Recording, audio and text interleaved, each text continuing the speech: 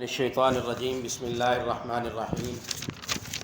آج الحمدللہ ہم نے نماز تراویح میں نواں پارہ مکمل اور 10ویں پارے کا پہلا پاؤ سماعت فرمایا ہے۔ سوا پارہ ٹوٹل ہمارے 9.25 پارے ہو چکے ہیں الحمدللہ۔ نواں پارہ جو ہے وہ 2 صورتوں پر مشتمل ہے۔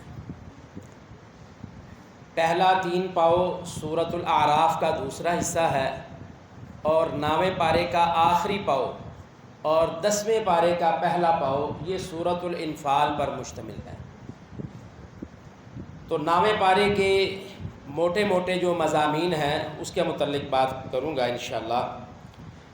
آیت نمبر 96 سے 9واں پارہ سورۃ الاعراف سے شروع ہوتا ہے اور آیت نمبر 96 میں اللہ رب العزت نے ایمان اور تقوی سے برکات کے دروازے کھلتے ہیں اس کا تذکرہ کیا ہے۔ فرمایا وَلَوْ أَنَّهُمْ آمَنُوا وَاتَّقَوْا لَفَتَحْنَا عَلَيْهِمْ بَرَكَاتٍ مِّنَ السَّمَاءِ وَالْأَرْضِ وَلَٰكِنْ كَذَّبُوا فَأَخَذْنَاهُمْ بِمَا كَانُوا۔ ایمان اور تقوی سے اللہ کی طرف سے برکتوں کے دروازے کھلتے ہیں۔ اور اسی آیت نمبر 96 میں اللہ رب العزت نے ارشاد فرمایا ہے کہ دنیاوی عذاب کے اسباب کون کون سے ہیں، وہ بھی اسی آیت میں اللہ تعالیٰ نے بیان فرمائے ہیں۔ اور آگے اللہ رب العزت نے آیت نمبر 97 اور 99 میں 79 اس میں اللہ رب العزت نے یہ بیان فرمایا ہے کہ اللہ کا عذاب دن کو آئے یا رات کو آئے کوئی اس عذاب سے نہیں بچ سکتا۔ جب اللہ کا عذاب آتا ہے چاہے وہ دن کے وقت آئے یا رات کے اندھیرے میں آئے اس سے پھر کوئی بچ نہیں سکتا۔ آیت نمبر 103 اور 136 میں اللہ رب العزت نے ارشاد فرمایا ہے موسیٰ علیہ السلام اور قوم فرعون کی کشمکش، ہمیشہ جو یہ فراڈ کرتے رہے، دھوکہ دیتے رہے اور ترجیحات ان کی یہ تھی کہ جادو اور ٹونے اور اس طرح کا رعب اور دبدبا، اور فرعون جو تھا وہ ہمیشہ یہی کہتا رہا ہے اپنی قوم کو کہ میں تمہارا رب ہوں، نعوذ باللہ من ذالک۔ اللہ تعالیٰ نے اس کا یہاں تذکرہ کیا ہے۔ اور پھر سورۃ اعراف کی آیت نمبر 107 اور 8 میں اللہ تعالیٰ نے جناب موسیٰ علیہ السلام کے معجزات کا تذکرہ کیا ہے۔ آگے اللہ رب العزت نے سورۃ الاعراف کی آیت نمبر 111 اور 126 میں موسیٰ علیہ السلام اور جادوگروں کا جو مقابلہ ہوا اور پھر اس پر جو فیصلہ ہوا اس کا تذکرہ کیا ہے۔ آپ نے یہ مشہور واقعات سنے ہیں کہ موسیٰ علیہ السلام دربار فرعون کے دربار میں گئے تو فرعون نے بڑے بڑے جادوگر بلائے ہوئے تھے۔ وہ کبھی کوئی جادو رسی پھینکتا جادوگر تو وہ سانپ بن جاتا، کوئی بال پھینکتا، بالوں کی رسی پھینکتا تب بھی وہ سانپ بن جاتا، کوئی چھڑی پھینکتا تب بھی وہ چھڑی جادو کی وجہ سے وہ سانپ میں چینج ہو جاتی۔ تو جناب موسیٰ علیہ السلام کو اللہ تعالیٰ نے یہ حوصلہ دیا اور معجزہ دیا ہوا تھا۔ اللہ رب العزت نے کہا موسیٰ اپنا فالقا عصاہ، اپنا جو لاٹھی ہے نا تمہاری ڈنڈا ہے اسے پھینکو، فَإِذَا هِيَ ثُعْبَانٌ مُّبِينٌ۔ وہ جو جادوگر تھے فرعون کے، ان کے تو رسیوں کے، سوٹیوں کے اور بالوں کی رسیوں کے چھوٹے چھوٹے سانپ بنتے تھے۔ تو جب موسیٰ علیہ السلام نے اپنا عصا، اپنی چھڑی یا سوٹا وہاں پھینکا فَإِذَا هِيَ ثُعْبَانٌ مُّبِينٌ، تو وہ اچانک بہت بڑا اژدہا بن گیا۔ ایسا اژدہا بنا کہ اس نے ان ساری بنی ہوئی چھڑیوں سے سانپوں کو، رسیوں سے سانپوں کو نگل لیا۔ تو جناب موسیٰ علیہ السلام نے اللہ کے حکم سے دوبارہ اس عصا کو ہاتھ ڈالا تو دوبارہ وہ ڈنڈا بن گیا۔ تو یہ اللہ تعالیٰ نے موسیٰ علیہ السلام کے جادوگروں کے ساتھ جو مقابلہ ہوا اس کا اللہ تعالیٰ نے یہاں تذکرہ کیا ہے۔ سورۃ الاعراف کی آیت نمبر 130 اور 36 میں قوم فرعون پر آنے والے عذاب جو تھے اللہ نے ان کا تذکرہ کیا، اور وہ عذاب کون تھے، وہ عذاب کون سے تھے؟ یاد رکھیے اللہ تعالیٰ نے بڑے بڑے خطرناک قسم کے پہلی امتوں کو بنی اسرائیل میں بڑے بڑے زبردست اور تکلیف دہ اور بڑے بڑے ڈرونے عذاب ان کو دیے۔ آپ خیال کر سکتے ہیں کہ اللہ رب العزت مینڈکوں کا عذاب نازل کرتے، آپ جہاں جائیں، بستر میں جائیں، گھر میں جائیں، گاڑی میں جائیں، جہاں جائیں ہر جگہ پر، کھانے کی جگہ پر، آپ کے کھانوں میں، رہنے کی جگہ میں، پکانے میں، ہر چیز میں مینڈک ہی مینڈک ہو۔ یہ اللہ کا عذاب بنی اسرائیل پر آیا۔ پھر اللہ تعالیٰ نے بنی اسرائیل پر خون کا عذاب نازل کیا، ان کی نافرمانیوں کی وجہ سے ہر چیز میں خون ہی خون ہوتا تھا، یہاں تک کہ اللہ تعالیٰ نے اس قوم پر جوؤں کا، یہ جو سر میں جوئیں ہوتی ہیں، اس کا عذاب اللہ تعالیٰ نے ان پر نازل کیا، بنی اسرائیل پر، ان کی نافرمانیوں کی وجہ سے۔ اور ہوتا کیا، وہ کوئی بھی کام کرتے، کچھ کھانے لگتے، پینے لگتے، کہیں آنے لگتے، جانے لگتے، وہ ہر طرف ان کے سر سے جوئیں جوئیں گرتی رہتی، ہر وقت جوئیں جوئیں۔ اللہ تعالیٰ ہمیں ان عذابوں سے محفوظ فرمائے۔ یہ اللہ کی نافرمانیوں کی وجہ سے، یہ اللہ کسی کا پابند نہیں ہے، نعوذ باللہ من ذالک۔ جو اس کی نافرمانی کرے گا اسے سزا تو دے گا، وہ اس کی مرضی کس طرح سزا دیتا ہے۔ تو یہ بنی اسرائیل پر جو اللہ تعالیٰ نے عذاب نازل کیے، ان کا تذکرہ کیا ہے۔ اللہ اکبر۔ پھر سورۃ الاعراف کی آیت نمبر 136 اور 56 میں اللہ تعالیٰ نے بنی اسرائیل کی ہجرت اور بعض احوال اس کے تذکرے کیے ہیں۔ بنی اسرائیل، موسیٰ علیہ السلام جب اپنی قوم کو لے کے چل دی اور آگے سمندر آ گیا تو موسیٰ کی قوم کہنے لگی، موسیٰ وہاں فرعون سے بھاگیا جان بچانے کے لیے اور آگے دریا آ گیا، اب تو وہ فوجیں لے کے پیچھے آ ہی جائے گا۔ تو اس موقع پر اللہ رب العزت نے جناب موسیٰ علیہ السلام سے کہا، یہی ڈنڈا جو سانپ بنتا تھا، کہا اس کو مارو اس پانی پر، اس سمندر اور دریا میں مارو۔ تو جب وہ سمندر پر مارا تو اللہ تعالیٰ نے اس میں زبردست قسم کے راستے بنا دیے۔ تو یہ اللہ تعالیٰ نے جناب بنی اسرائیل کی قوم موسیٰ علیہ السلام کی ہجرت اور ان کے بعض جو احوال ہیں ان کا تذکرہ کیا ہے۔ بنی اسرائیل نے بت بنانے کی فرمائش کی۔ بنی اسرائیل نے جناب موسیٰ علیہ السلام سے کہا ہے، موسیٰ وہ فلاں قوم نے بھی بت بنایا ہوا ہے، فلاں قوم نے بھی بت بنایا ہوا ہے، ہمارے لیے بھی آپ کوئی مقدس بت بنا دیں، ہم اس کی پوجا کر لیے کریں۔ تو کتنی بڑی یہ بدبختی تھی کہ اللہ تعالیٰ ان کو ان ضلالتوں سے، ان کمینگیوں سے، ذلت اور رسوائیوں سے نکال رہے تھے۔ یہ اللہ تعالیٰ کے دن چڑھے ہوئے معجزات اور اللہ کے انعام اور اللہ کی مدد دے کر پھر بھی ان کی وہیں سوئی اڑی ہوئی تھی، کیا موسیٰ ہمارے لیے بھی کوئی بت بنا دو۔ انا للہ و انا الیہ راجعون۔ موسیٰ علیہ السلام نے اللہ تعالیٰ کو دیکھنے کا مطالبہ کیا۔ موسیٰ علیہ السلام نے اللہ تعالیٰ کو دیکھنے کا مطالبہ کیا۔ سورۃ الاعراف کی آیت نمبر 143 میں اللہ تعالیٰ نے یہ واقعہ بیان کیا ہے۔ تو اللہ تعالیٰ نے کہا، اچھا موسیٰ اگر تم دیکھنا چاہتے ہو مجھے تو پھر طور پہاڑ پر آ جاؤ۔ طور پہاڑ پر اللہ کے نبی حضرت موسیٰ علیہ السلام گئے۔ فلما تجلی ربہ للجبل جعلہ، اللہ اکبر، وہاں اللہ تعالیٰ نے صرف اپنی تجلی ڈالی، وہاں اللہ تعالیٰ نے اپنی تجلی ڈالی، جلال ڈالا، تو وہ طور پہاڑ جو ہے نا وہ ریزہ ریزہ ہو گیا۔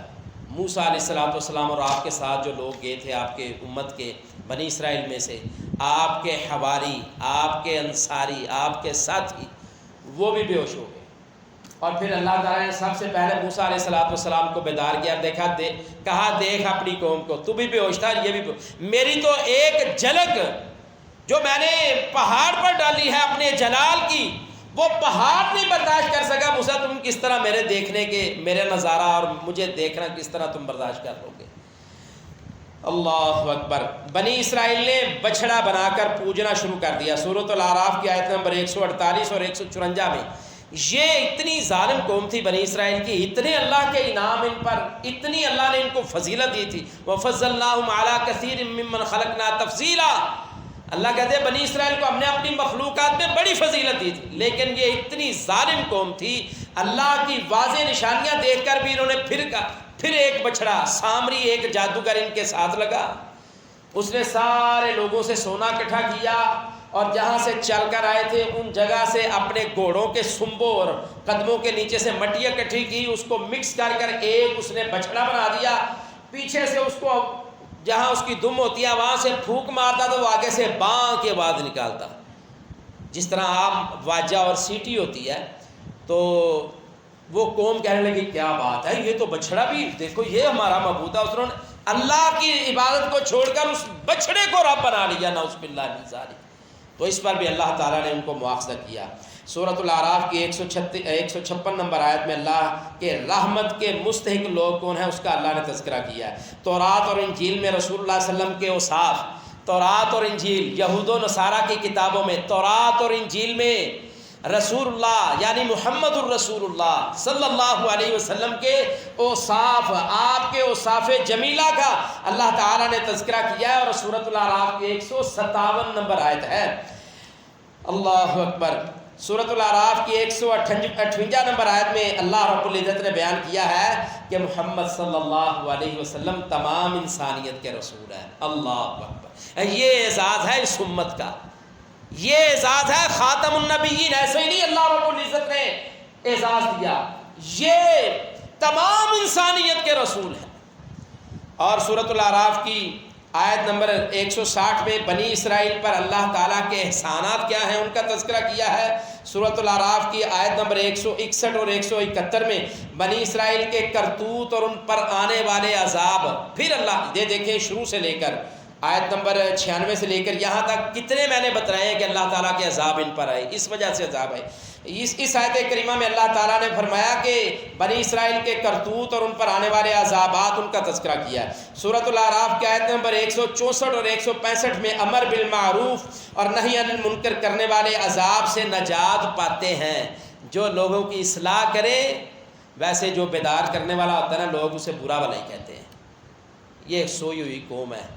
تو اللہ تعالیٰ نے کہا ہے جو امر بالمعروف اور نیکی کا حکم دیں گے، لوگوں کو برائی سے روکیں گے، اللہ تعالیٰ کے عذاب سے یہ لوگ نجات پانے والے ہوں گے۔ یہ سورۃ الاعراف کی آیت نمبر 161 اور 171 میں اللہ نے کہا ہے، 164 اور 165 میں۔ اللہ اکبر۔ سورۃ الاعراف کی آیت نمبر 172 عالم ارواح میں تمام بنی آدم سے عہد لیا گیا تھا۔ ہم نے آپ کو علم میں ہونا چاہیے، سورۃ الاعراف کی آیت نمبر 172 نواں پارہ ہے۔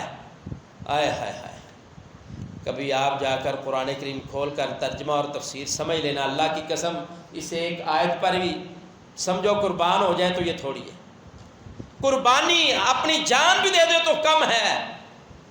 ہمیں اللہ تعالیٰ نے تمام انسانیت کو پیدا کرنے سے پہلے عالم ارواح، روح کی جمع ارواح ہے، اللہ تعالیٰ نے جناب آدم علیہ السلام سے لے کر آخری انسان جو قیامت تک آئے گا، ان تمام انسانوں کی روحوں کو اپنے پاس جمع کیا زمین اور آسمان کو بنانے سے پہلے۔ ان سے وعدہ لیا تھا، کہا الست بربکم، اے روحو بتلاؤ میں تمہارا رب نہیں ہوں؟ ہم وہاں وعدہ کر کے آئے تھے، اے اللہ تو ہمارا رب ہے۔ دنیا میں آ کر کوئی یہودی ہوا، کوئی عیسائی ہوا، کوئی مجوسی ہوا، کوئی نام نہاد مسلمان ہوا، کوئی ہندو بنا، پتہ نہیں کیا کیا بن گئے، اور جو اللہ کے پاس وعدہ کر کے آئے تھے اس سے ہم نے انحراف کر لیا۔ یہ اللہ تعالیٰ اس آیت میں کریمہ میں بیان کر رہے ہیں۔ اور سورۃ الاعراف کی آیت نمبر 180 میں اللہ کہتے ہیں وَلِلَّهِ الْأَسْمَاءُ الْحُسْنَى فَادْعُوهُ بِهَا، اللہ تعالیٰ کے بڑے پیارے پیارے نام ہیں، ان ناموں کے ساتھ اپنے رب کو تم پکارو، وہ تمہاری دعاؤں کو قبول کرے گا۔ سورۃ الاعراف کی آیت نمبر 188 میں نفع اور نقصان کا مالک کون ہے بھائی؟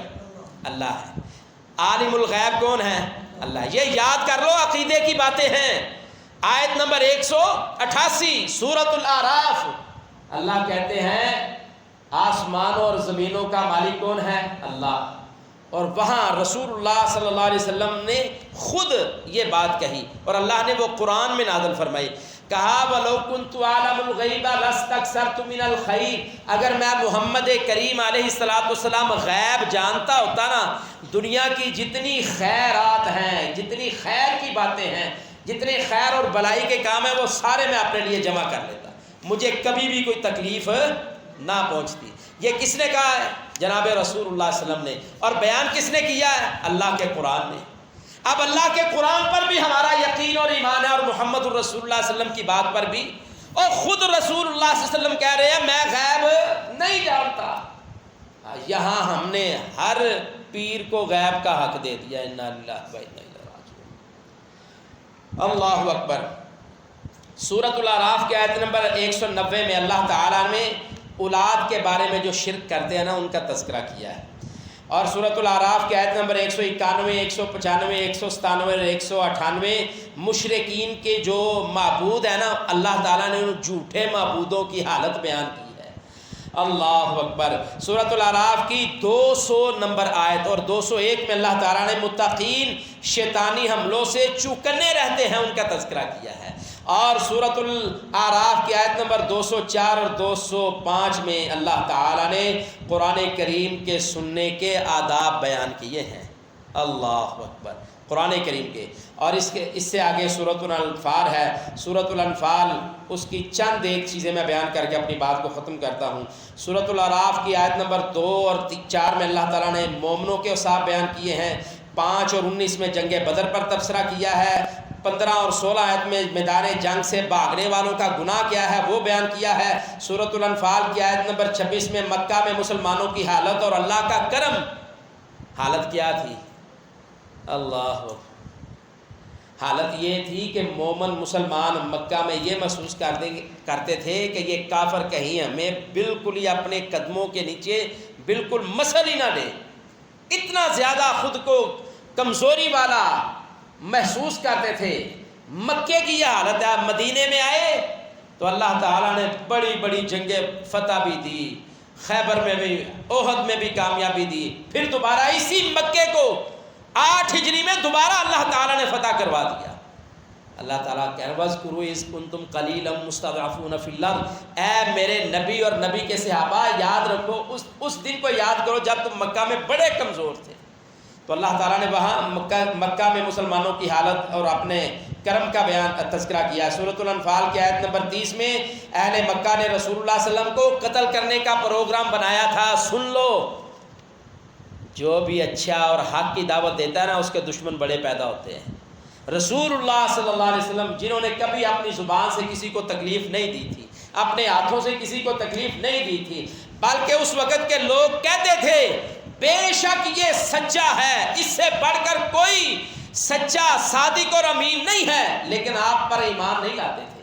تو مکے کے لوگوں نے رسول اللہ صلی اللہ علیہ وسلم کے قتل کا پروگرام بنایا تھا، لیکن اللہ تو بڑا ہے نا، سب سے بڑا اوپر بیٹھا ہو، اللہ تعالیٰ نے محفوظ فرما لیا تھا۔ سامعین محترم، یہ چند ایک مضامین تھے جو میں نے نامے سپارے کے آپ کے سامنے بیان کیے ہیں۔ اللہ رب العزت سے دعا اللہ رب العزت ہمیں قرآن کریم کو سمجھنے کی، اس پر عمل پیرا ہونے کی توفیق عطا فرمائے۔ الہ العالمین اس کتاب کے ذریعے، قرآن کریم کے ذریعے ہمارے بیماروں کو شفاء کاملہ عاجلہ عطا فرمائے۔ اللہ تو نے قرآن کریم میں خود کہا ہے کہ یہ قرآن یہ شفا ہے۔ اے اللہ تو اس قرآن کے ذریعے ہمارے بیماروں کو شفاء کاملہ عاجلہ عطا فرما دے۔ اے اللہ اس قرآن کے ذریعے ہم مسلمانوں کو، اللہ ہم بڑے کمزور ہیں، بڑے گناہ گار ہیں، اے اللہ ہمارے اندر بڑے ہی گناہ ہیں، بڑی ہی برائیاں ہیں۔ اللہ ہم تنہائی میں ہوں تب بھی گناہ کرتے ہیں، اللہ اجتماعیت میں ہوں تب بھی گناہ کرتے ہیں، روشنی سے بھی نہیں باز آتے، اندھیرے میں بھی گناہ کرتے ہیں۔ اے اللہ تو ہمارا رب ہے نا، ہمیں معاف فرما دے۔ اے اللہ تو ہمیں معاف فرما دے۔ انک عفو تحب العفو فاعف عنا۔ اللہ تو بڑا ہی رحیم ہے، بڑا ہی کریم ہے، معاف کرنے والا ہے۔ اللہ اپنے بندوں کی التجاؤں کو سننے والا ہے۔ اللہ ہمارا تیرے علاوہ کوئی نہیں ہے، خوشیاں تو دیتا ہے، اللہ مالک تو ہے، نفع تو دیتا ہے، نقصان تیرے حکم سے ہوتا ہے۔ اے اللہ تو ہم سب کو معاف فرما دے۔ اے اللہ ہمارے صغیرہ اور کبیرہ گناہوں کو معاف فرما دے۔ فقد فاز فوزا عظیما۔ اللہ تو نے معافی کو، جہنم سے آزادی کو بہت بڑی کامیابی کہا ہے۔ اللہ ہمیں عظیم کامیابی سے ہمکنار کر دے۔ اے اللہ ہمیں عظیم کامیابی عطا فرما۔ اے اللہ ہمارے فوت شدگان کو معاف فرما دے۔ اے اللہ ہمارے فوت شدگان کو معاف فرما دے۔ اے اللہ ہمارے بے روزگاروں کو رزق حلال عطا فرما۔ اے اللہ ہمارے بیٹے، ہمارے بھائی، ہمارے بچے، ہم عزیز و اقارب جو دیار غیر میں رزق حلال کے لیے گئے ہوئے ہیں، اے اللہ ان کے آنے جانے کے جو معاملات ہیں اللہ ان میں مدد عطا فرما۔ اللہ آسانیاں پیدا فرما دے۔ اے اللہ وہ بڑی مصیبتوں میں ہوتے ہیں جو، اے اللہ تو جانتا